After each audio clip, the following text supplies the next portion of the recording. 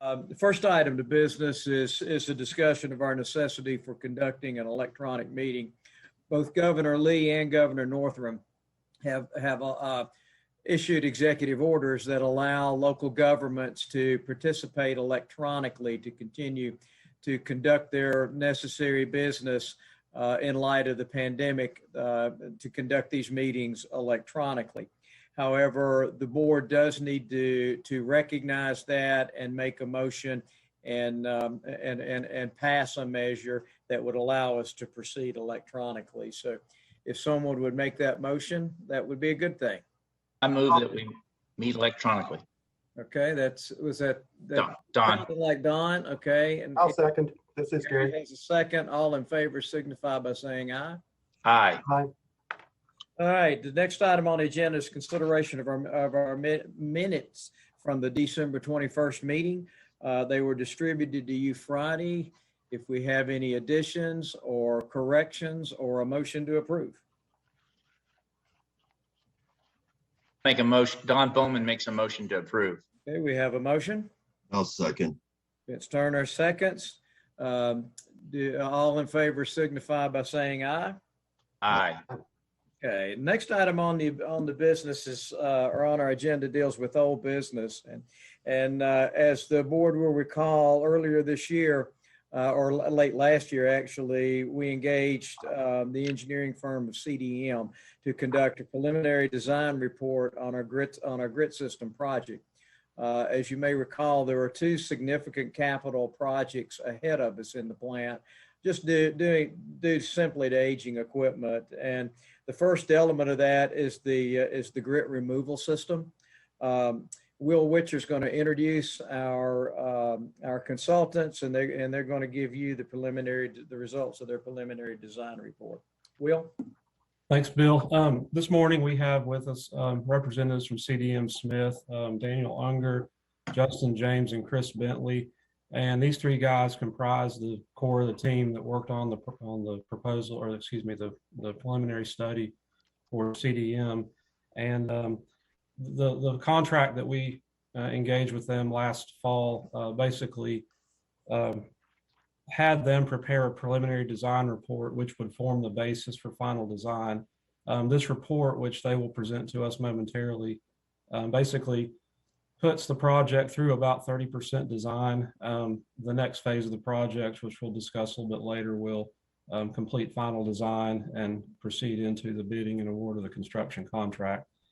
So with that, I will turn the presentation over to Daniel Unger. Daniel is a client services leader with CDM, and he will update and discuss the preliminary design report.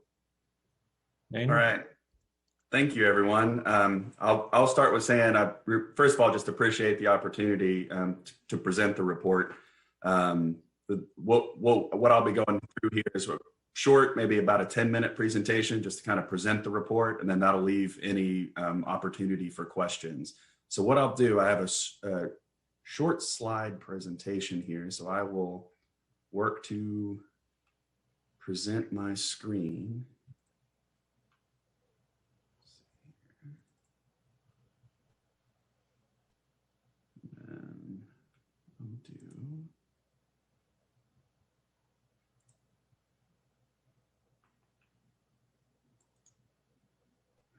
All right, does anyone know how to hide this in Zoom?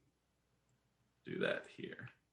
All right, can everyone see? Yeah, Daniel, your PowerPoint is up and visual.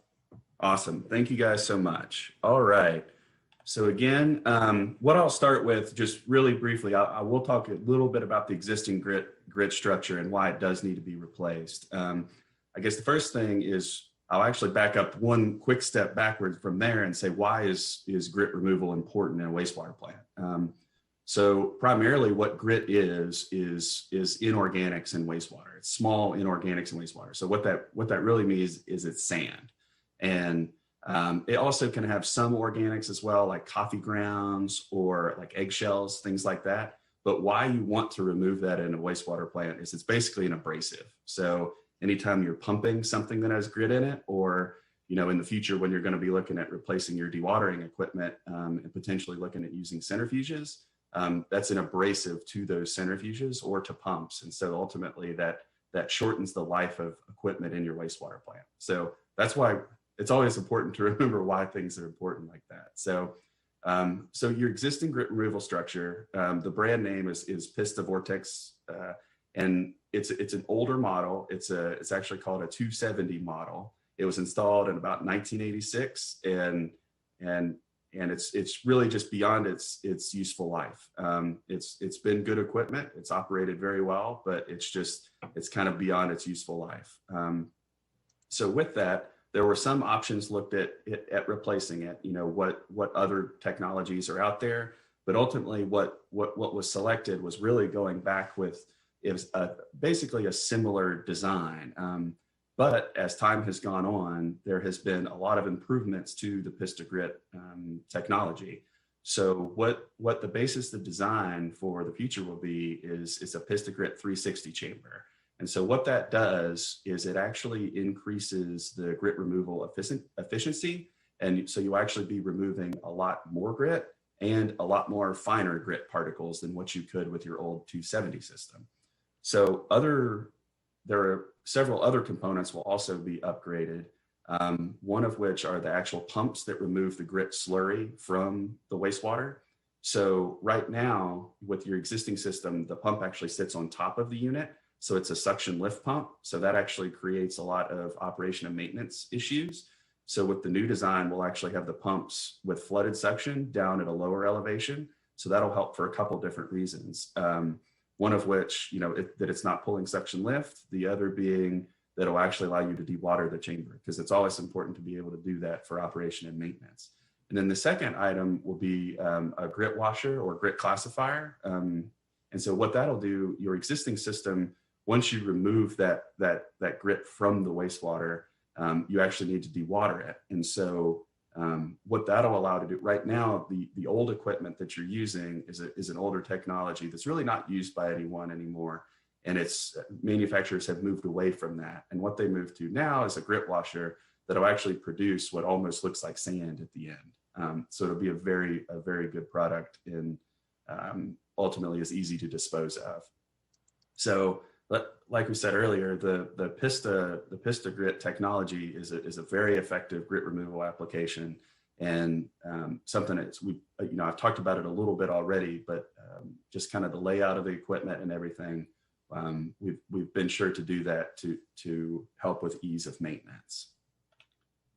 So early on, one of the things we needed to do, if you're familiar with the plant here, is this is the existing grit removal system here. We looked at 3 different options in order to accomplish this new proposed grit system. Each of the options had some pros and cons. One of the first ones we looked at here was option 1, which is in red. Option 1 had some advantages because it was closer to influent and effluent connections. But one of the biggest disadvantages with this option was that, as you can kind of see, that there's 3 primary clarifiers. You can kind of see the top of the bottom 2, and then you can see the full one over here on the left. This was actually laid out so that in the future, you could actually install a 4th primary clarifier. So thinking ahead to the future, this is not the best location for it, because it would actually impede your ability to actually install a 4th primary clarifier in the future. So then that kind of led us toward option 2 and option 3.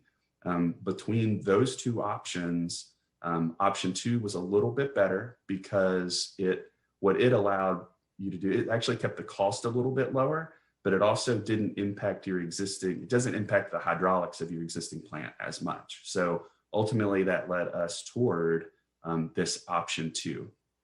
And you'll see in here that there was an option 2A and an option 2B. Really, that had the same physical location of the grit chamber. What kind of those sub options was where we would make the connections ultimately with the influent and effluent lines. So here's kind of moving further into this preliminary design report. This is a figure of the site plan of what it will ultimately look like. What this shows is both our connections here with the influent 30-inch force main and the influent 20-inch force main, which that actually comes from your surge basin. But so two things I'd like to point out with this. So of course, this shows like the option 2 location. And one of the great advantages of, I know early on, one of the things that was looked at is possibly rehabbing the existing structure. Well, the existing structure, that would actually be the second time it would be rehabbed. The initial, in 1986, it was actually an existing aerated grit chamber that the pista grit was actually put into. So with this, one of the greatest advantages of building a new structure is that it'll ease maintenance of plant operations. And so what that'll do is you can actually be constructing this new facility separate from the old facility so that you can continue to remove grit throughout the life of the construction project. Another couple advantages with that is we can make these taps on the 2 force mains that feed the grit chamber and kind of bring that over to this grit chamber. And so that, again, that'll also decrease the cost of the project by not having to bypass pump as long. And of course, the effluent connection will come over and tie in here close to your influent partial flume. So here, so that's kind of the site plan view. The next view we have is of the grit chamber itself. So just kind of a little bit more exploded view in. Here you can see the 2 influent force mains coming in, the effluent line coming out of the grit chamber, going to the primary clarifiers. A couple of other just quick things to point out here. There's no secret as to why it's called a pista grit 360. It basically comes in and goes 360 degrees around a circle, which is, I always find that a little bit funny. And then you can see what I'll show. I'll show a section view next that you'll actually see where the grit pumps will sit down here below this grating. And then you can see that this grit classifier here that will be used to dewater the grit slurry. So the dumpster will actually be up underneath this. So it'll actually be a little bit easier to see in the next view. So we can kind of see here what it looks like in section view. Of course, this is a section cut through everything. So this was actually taken from a 3D model of it. So it's a little bit hard to see some things, but you can see the influent force mains coming in, comes into this box, goes around, goes 360 degrees around the chamber. There's some baffling in there to help the grit particles fall out of suspension down here, where it'll be pumped over to the grit classifier for dewatering. Then of course, the degritted effluent comes down and then heads onto the primary clarifiers there. And then with that, the last slide that we'll talk about here is schedule and our opinion of probable construction costs. So we have the schedule laid out here on the left side that we'd be looking at bidding the project later this year in the October to November timeframe, with construction starting late this year, with substantial completion looking in fall of 2022. On the right side here, we have the OPCC presented. And something I'd like to point out is that CDM Smith, we actually employ professional cost estimators that actually work in our construction group. And so that's fairly unique in that we actually are using our contractors to actually do our cost estimates.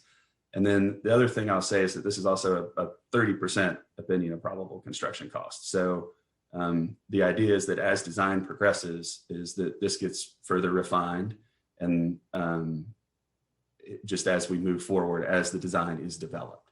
So you can kind of, as we kind of go through the construction costs here, we have site work as a separate line item. So that would include things like a little bit of stormwater that we have to handle, and some of the paving and things. The grit structure concrete itself, it's a fairly large structure that you could see in that kind of section view. Miscellaneous metal, so that includes kind of the grading and those kind of items. The grit processing equipment itself is one of the larger items here. Of course, that includes the actual stuff from the actual equipment from Pista itself. piping and valves. That's mostly the yard piping that I was talking about earlier. Electrical on this project will be pulling power from an existing MCC. I&C, so that's kind of the automation of the project. That'll be included. That'll basically be tying all the control panels to the existing SCADA system. And then there's just a little bit of painting there. And then of course, that wraps up to a subtotal. Then we've got insurance, bonds, general conditions, which then wraps to another subtotal with contractor overhead and profit. I'll point out on this is at 30%. CDM Smith typically recommends about a 20% contingency. So that all rolls into the final OPCC number that you see there. So that is the end of our kind of formal presentation. Daniel, do you have construction inspection in any of those numbers? That is not included in any of those numbers. What would you estimate that to be? I would have to get back with you on that. What ultimately that I think would be, what I would have to look at is what we would think would happen with the construction schedule. So this is a project that I would think that wouldn't necessarily need full-time inspection. And so I would need to look at what our anticipated construction schedule would be and then ultimately work that number out. As a committee will recall, there's two elements that of significant capital improvements that the plant is in need of, just due to aging equipment and equipment that's really exceeding the design life.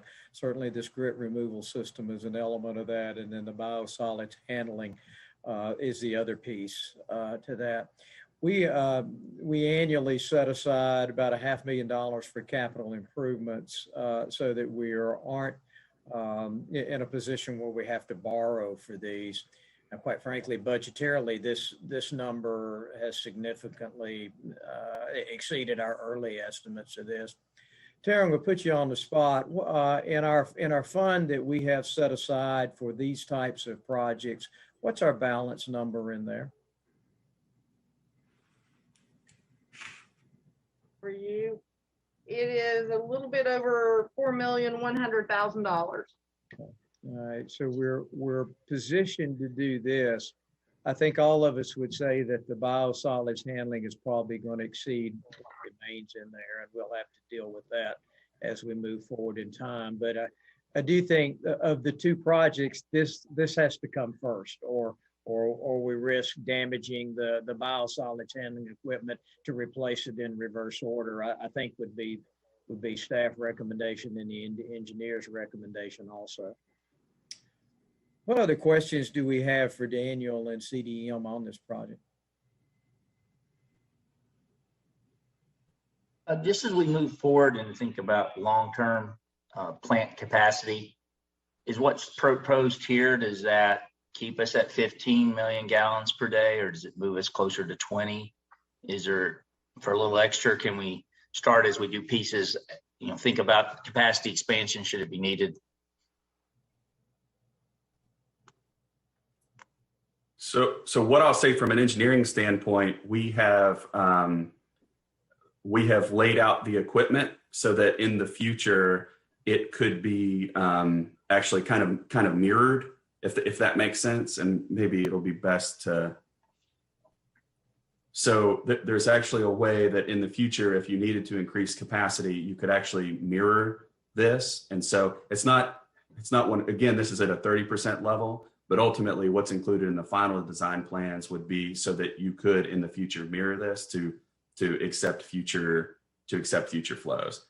And I will say that the actual structure itself is actually designed for more than 30 MGD, because this actually has to be able to withstand not just the average daily flow of the plant, but also some of those peak hydraulic loads that it would see during wet weather. Thank you. I have a question. What do we do with the old facility once it's decommissioned? Do we demolish it, or what do we do there? Which doesn't have anything to do with the design, but I'm just curious. I can speak to that. I believe the plan is once the new facility is online, we would basically remove all the mechanical components from the existing facility. I don't know that we've discussed anything further than that, but the intent would be to not keep the existing facility operational. There would be no reason for it to remain intact.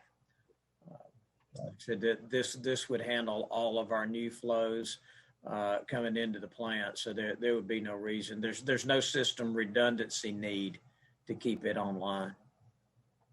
Okay, thanks. Other questions for Daniel, CDM, or staff for that matter?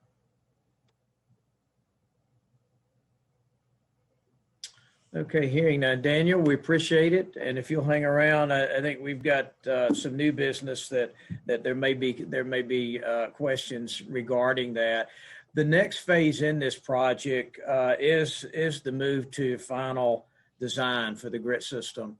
And then as you saw in the PowerPoint presentation, the timeline for completion of design later this fall and bidding with anticipated construction next year with the completion in fall of 2022.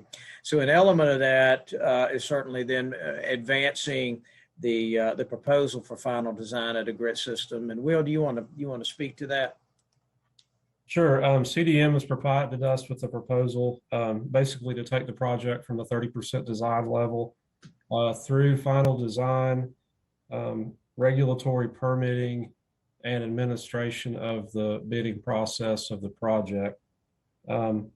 Daniel outlined that schedule briefly in the presentation.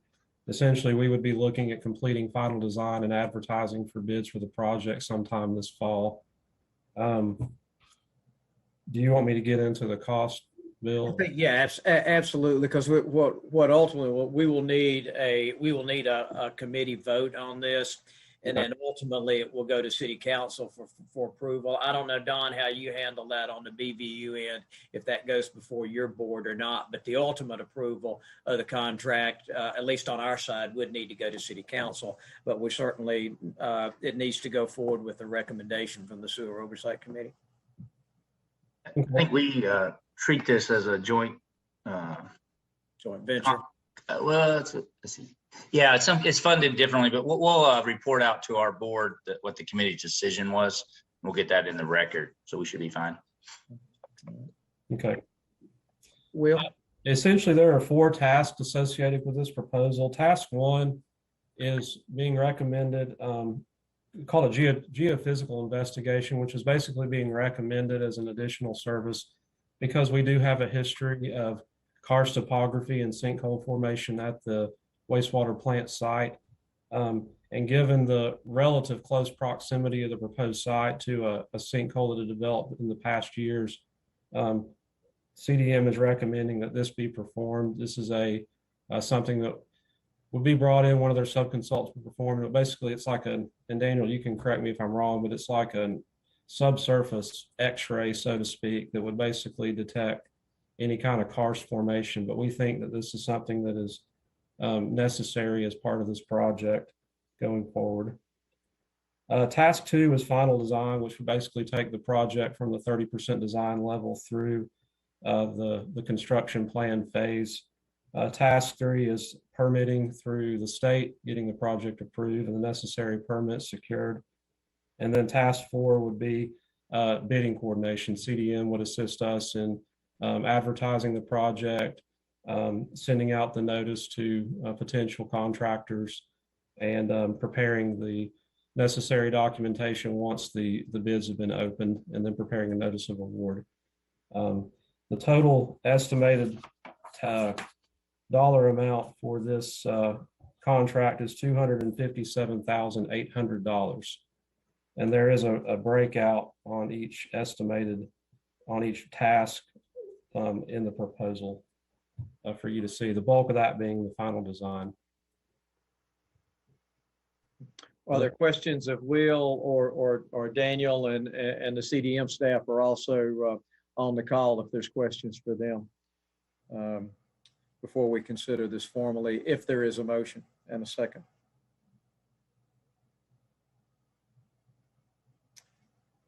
Hearing no questions, then is there a motion and a second to take action on this proposal?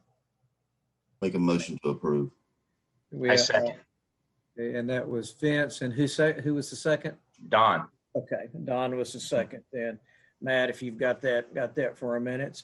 Okay, we have a motion and a second. Any discussion? Hearing none, I sense we're ready to vote. All in favor signify by saying aye. Aye. Opposed, like sign. Okay, this matter then, Don, will move forward through our process through Bristol, Tennessee City Council, and then you can report out through BVU. We'll be considering this at our April the 6th meeting. Okay, this brings us to the reporting phase or the reporting portion of our agenda. Matt, you want to give us plant operations report? Matt, you may be muted. Can you hear me now? We can hear you now. Okay, good. I've got 4 options on there and I never know which one to choose to begin with. But anyway, this is for the operating summary for the wastewater plant. This covers the months of December, January, and February. Effluent quality, BOD was 17 milligrams per liter, and that gave us an 83% reduction over that 3-month average. Effluent TSS averaged 12 milligrams per liter with an 89% reduction. It's not as good as in warm weather. Typically, the plant runs better in warm weather. The biomass is more active and things work better. We also had a bit of an incident with illicit discharge that I'll talk about later that affected that effluent quality. The flows were fairly high. We averaged 13.9 million gallons per day during the 3-month period. That's 11.8 in December, 12.7 in January, and 17.1 in February. Our design is 15 million, so you can see we're bumping up against that and exceeded it in 1 month. Gives a 12-month moving average of 13.3 million gallons per day. And that's where it's been staying for the last 2 to 3 years. You know, as everyone knows, we've been in a wet period these last 3 years. We didn't have any overflows at the main lift station during this reporting period, but there's been one in the 12 months, and it'll roll off on April 13th. If we don't have any more, we'll be to 0 at that point. We brought the surge basin online 9 times this reporting period. That was 3 in each of the months. On all occasions, it was used due to rain events, high flows from the rain events, and on one occasion, we were able to prevent an overflow by using the surge basin, which is always good. And the compliance wasn't near as good as what we like to see. We had 6 excursions this period. Had a couple of BOD average minimum percent removals. One of them was, I think it's from an illicit discharge that we had in January. And the reason we think there's an illicit discharge, on one weekend, we had a problem with our dissolved oxygen concentrations in the aeration basin. They were fluctuating widely, and then for a good period of time, about 12 to 14 hours, we couldn't maintain a residual in the aeration basin, even at maximum blower capacity. And that's just something that this doesn't happen on its own. So there's some other indicators as well too about the uptake rates and things like that. So wasn't any really strange odor. We did sample an industry that we thought may have had something to do with it, and ran a priority pollutant scan, which is a pretty in-depth analysis, and it didn't really show anything. And then we did have a daily maximum BOD excursion due to turbid effluent from that suspected discharge. Had a total residual chlorine that resulted from a partially blocked sodium bisulfite line. That's our dechlorination chemical. And we looked into it, and what had happened, the sodium bisulfite tank is outside. It's an insulated and heated tank. The material will begin crystallizing when it's in the 40 degrees Fahrenheit range. And, we had some pretty cold days. And it appears that the heating system of that tank has failed. We have since drained it and dewatered it. There was a lot of crystals in there. We washed it down real well. Been in discussion with the manufacturer on the best way to remedy the problem. Right now, we're working from totes. We get 330-gallon totes, get several of those. We've got a large enough chemical storage building that we can put them inside and we can modulate the temperature in there. So at this time, we're okay with that. We had an E. coli excursion. It resulted from a 20% flow spike from high flows from a rainfall event. And it was, as I recall, the flow was about 14 million gallons at that time, and it jumped up to almost 17 within 8 minutes, and it stayed there for a long time, so it wasn't a fluke. The system just didn't react fast enough to be pouring that, to add additional chlorine. And then we had one with partial nitrification. That's just a condition, and usually it's caused by low food to mass, meaning there's not enough BOD coming into the plant for the amount of bacteria that we have under aeration. And we have to run a pretty thin line this time of year between how much dissolved oxygen we can keep in the aeration basin, and if we get it too high, we run the risk of getting into partial nitrification. If we run it too low, we run the risk of having turbid effluent. So we try to balance that out.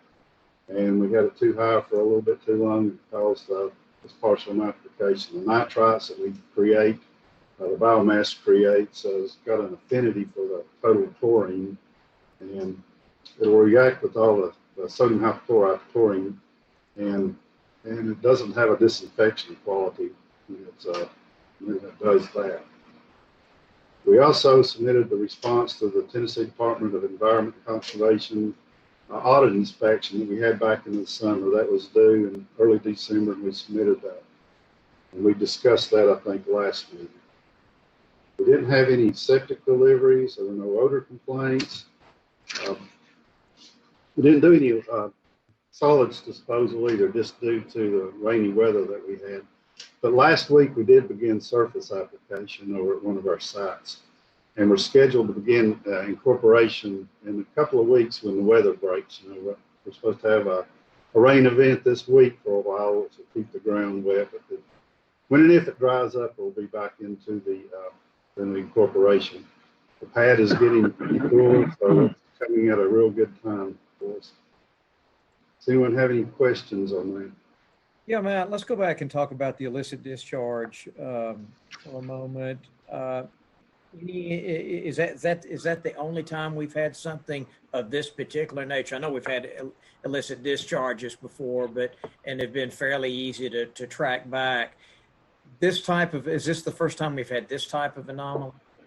Yes, that's the first time I can remember anything like this, Bill, when we just cutting, particularly with the new aeration system. We have real good control over the DO these days, but it's the first time since then that we've not been able to keep any kind of residual oxygen in our aeration basins.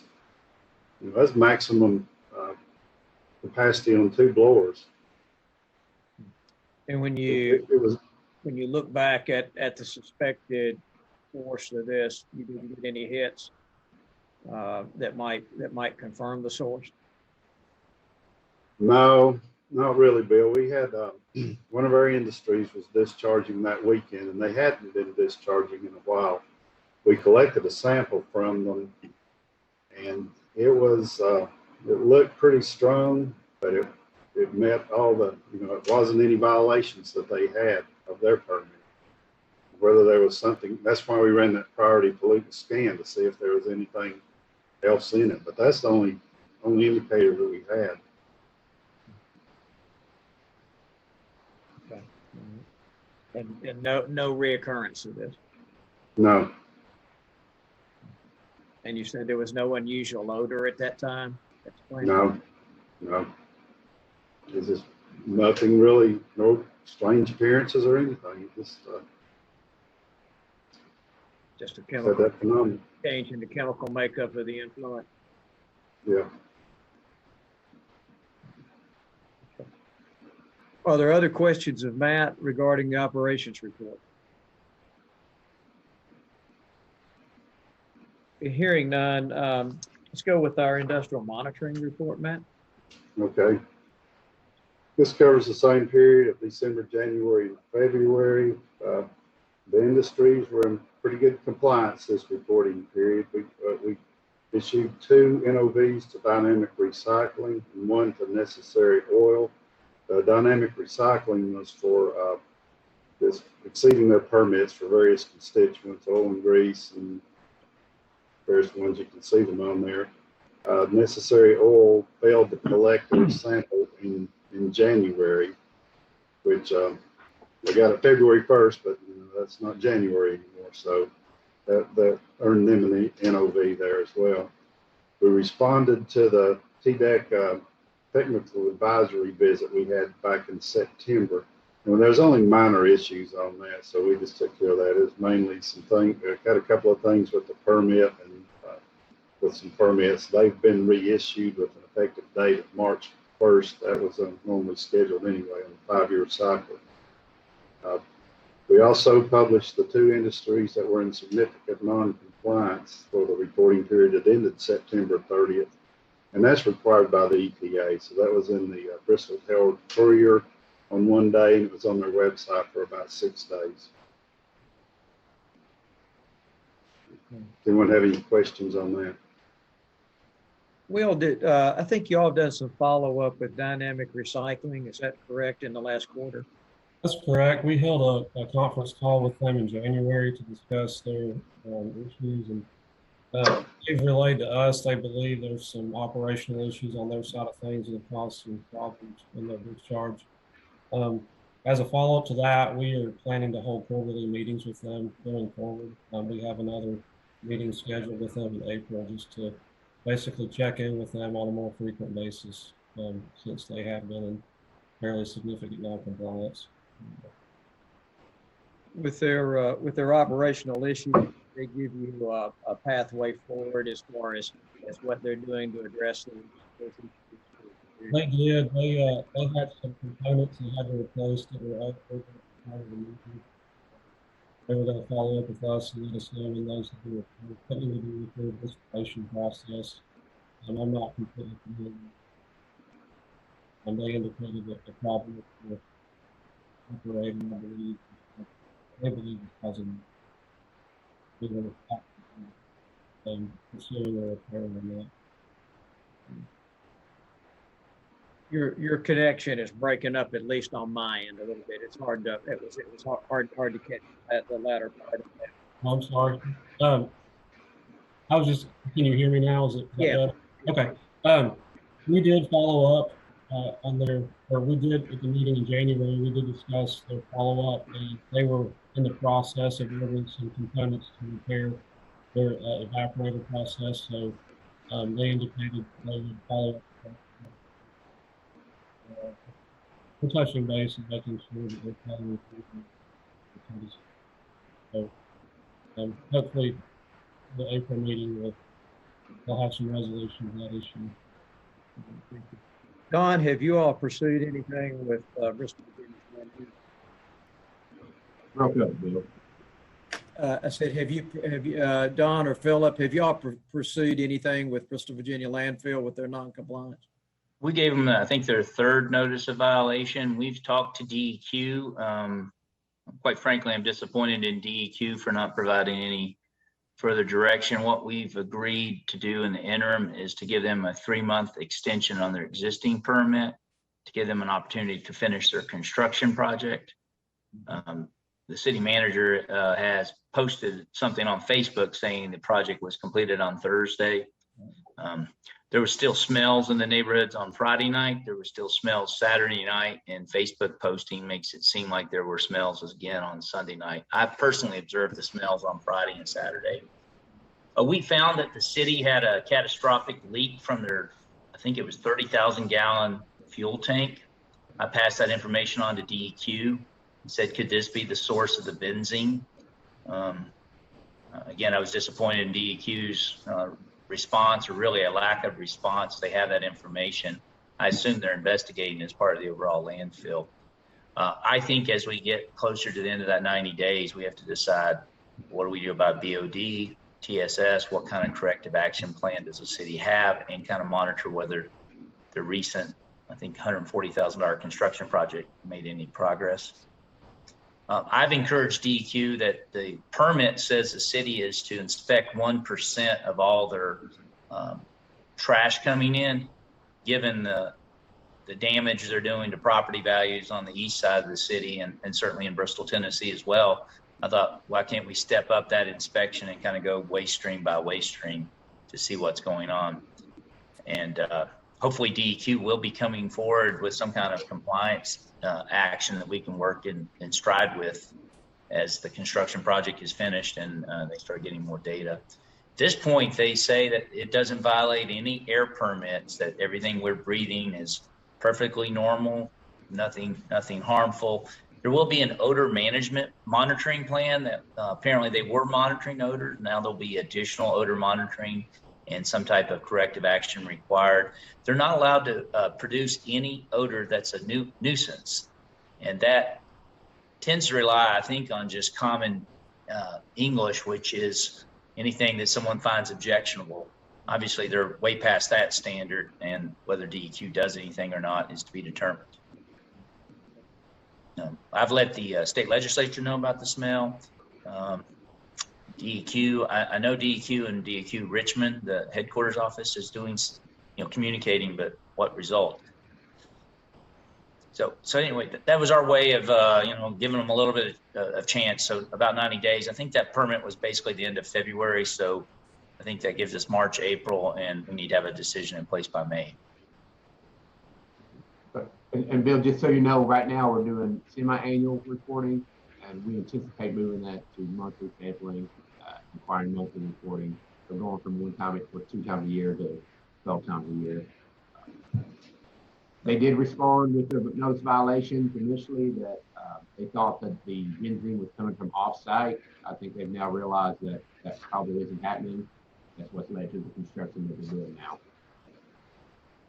I mean, DEQ's published one report that said, the benzene was down at a church far, far away from their gas tank. And I'm like, that's not where that church is. The church you sampled is right adjacent to the landfill. The DEQ people are in Abington. One of them lives in Damascus. A couple of them live in the Abington area. I don't think they know Bristol, the streets addresses, but I'm like, the information you gave me doesn't match up with the address on there. So if the technician took the sample at the wrong place, let's correct the sample report and put the correct place on it. But if that's the correct place, you're not too far from their gas tanks. The city has several major fuel storage tanks near their bus depot. I'm not sure the size of it, but I'm sure they have a permit for it. But they have about 16 buses, but also the entire family of public works vehicles, I guess, can use that tank. And clearly they have a presence of benzene there. It looked like on what the city manager published on Facebook that they exceeded the state standards for benzene.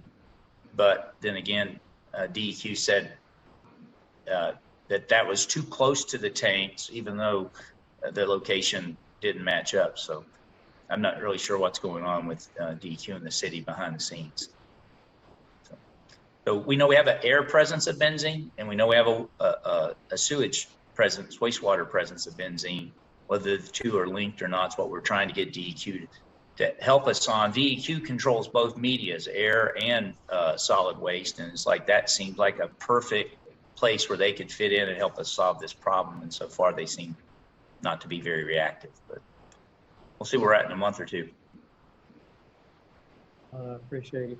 Any questions of staff or Matt? All right, hearing none. Tara, it's time for our financial update, financial report. Tara? Yes, sir. If everyone would turn to page 1. I was just going to go over just a few things. This was a normal quarter. There wasn't anything unusual. Everything's running pretty smoothly. The one thing to pay attention in here is if you look at the bottom in the net position, the unrestricted is what can be restricted for is spent for capital. And right now you've got a little over the 4.1 million. And then if you look at the top part, the due from the City of Bristol, Tennessee agency fund is your cash balance. So there's a little over $5 million in cash. And if you turn to page 2, if you look at the operating revenues, each entity is currently funding half of operations. So you can see at the very top that each entity has put in equal revenue. And then the operating expenses are just been split 50-50 for industrial monitoring and for operations this year. And that's also reflected further on in the report on page 5 if you want to see the detail of the split. But it was just a normal quarter. There wasn't really anything unusual. I don't know if anyone has any particular questions. You recall, I know we went through our flow analysis at the end of the fiscal year to determine operational splitting of costs. And I don't recall what that was. It like 50.8, 49.2, something like that. That's a split there, or do you recall? I don't recall the exact number. Will or Philip or Matt, do you all recall? I thought it was 5149, but Will, correct me. Yeah, I think 5149 was what we did. 51 BVU, 49 Bristol, Tennessee, in terms of flow. And this is based on plant influent flow and then monitoring at the state line over the previous calendar year. And this is used to determine operational costs for the next fiscal year. Any questions of Tara? All right, hearing none, that brings us to the end of our agenda. Our next meeting will be June 21st, and not sure if we'll gather at the plant at that time, or we'll be electronically, but we'll certainly let you know as we get closer to that time. Yeah. Bill, can I make a few comments about what's going on in Bristol, Virginia? Sure. Okay, just catch everyone up on a few things. We have a little bit more work to do on our Little Creek project. We're down to about 10% of that. It's an all railroad crossing issue. We saw good results on I&I from the other $3 million project we did over near Valley Drive. Washington County Service Authority is moving forward with their grant that should remove all the Virginian and all of Eagle Ridge from our system along with the I&I. They're telling us still October 2023 for completion. They're talking about removing also all of the sewage flow and I&I that comes out of the industrial park. Back in the day, I think 92, 93, we probably peaked at about 500,000 gallons of treatment a day and maybe 1.5 million gallons with I&I and stuff at that location. That will all be gone. I think that will leave them tied into us really only along Clear Creek. They did the Wallace Meadows and they did Eagle something Ridge there behind Lowe's. Those would be their only, and Wallace Middle School would be the only thing left on our system. So that should eventually help us. We are moving forward. We think we're August, September timeframe to award a contract that would put a storage basin along our BVU Beaver Creek line. So we'll have an equalization basin there, and we anticipate the design is going to be around 2 million gallons. So in addition to the 5 million gallon overflow we have at the wastewater treatment plant, we should have 2 million gallons of storage along Beaver Creek. That should alleviate also with upsizing that line, we will take away our bottleneck. We're funding next year's budget. We have had really good success putting cured in place piping in. We'll be doing some kind of blanket PO, allowing us to assess and quickly repair different sections of that. We'll go out and do a large sampling, bring a contractor in, mobilize him. We're going to make a primary focus of accelerating the survey of Gate City Highway watershed basin in anticipation of the casino project. As we look to plan out on the casino, there's still a lot of discussion of a temporary casino. The thought would be a temporary casino could go in the old J.C. Penney's building or the old Parks Belk building. The problem with either of those locations is they're going to have about 600 to 700 construction workers at peak activity times, and God knows how many concrete trucks and every other truck coming in and out. So noise and scheduling and all that, but obviously it's a big financial windfall for the developer, the Seminole tribe, as well as the city tax base. So we'll see if that develops or not. Short of that, we think we're on a schedule for late 2022 or early 2023 for the casino to open. We're working with their engineering firm on what their water requirements are and what their wastewater requirements are. We think a majority of their water consumption will be in some type of central energy plant, some type of cooling, evaporative cooling, with a significant reduction on wastewater from what they actually buy. At this time, they have not made a decision on what type of heating and cooling system they will put in. They're definitely looking at natural gas for heating, but whether they use an evaporative cooling system for their air conditioning loads to be determined. Air conditioning is going to be significant. They could be looking at 10 or more acres of inside space with very little windows or outside ventilation. So when you take in, it's going to be quite a cavernous place. It should be 500,000 square feet or more if you just look at the existing mall footprint. So we hope to get more data from them. We met with them prior to the vote. So we were trying to work with them in October. The votes happened. We've been trying to talk to their engineers as we can catch them. The guy said it's a lot of hurry up and wait. We do anticipate they'll be filing an application in the early part of April. Our big question is, will you start construction while your application is pending? I think given that they already operate 12 casinos, everybody knows they're qualified. Everybody knows they're most likely to get a permit, but whether they build before they get the permit and licensing from the Gaming Commission is to be determined.